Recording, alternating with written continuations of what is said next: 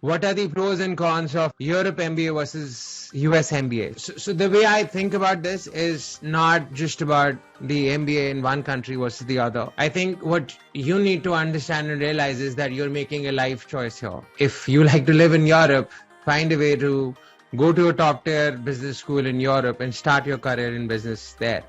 If you think you belong to the US, find a way to do the same thing for that country. So I understand the concept where we get too micro in comparing one school versus the other and trying to find out the nitty-gritties of how is this MBA different from that MBA and this and that. What really matters is your ability to get the first job, your first amazing paycheck, and whether the laws of the land would allow you to work in that country for an extended period of time after your MBA. So I think the key thing to remember is that your ability to earn money in the same currency as you spent money in, I think that's crucial.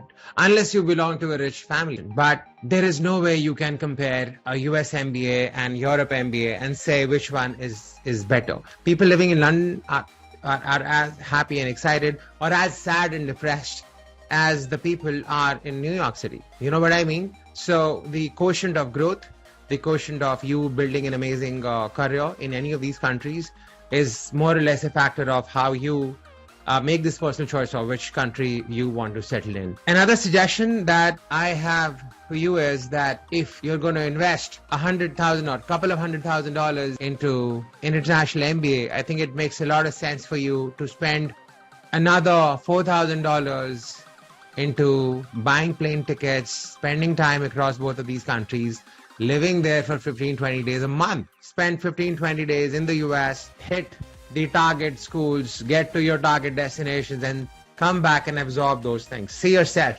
which place you think you could relate with more, and that's how you make a decision. And I can tell you one thing, this is not a decision you make just by Googling and looking at the rankings. You know what I mean? Everyone living in their own respective countries is doing very well. You cannot compare it. I hope that answers the question. Thank you.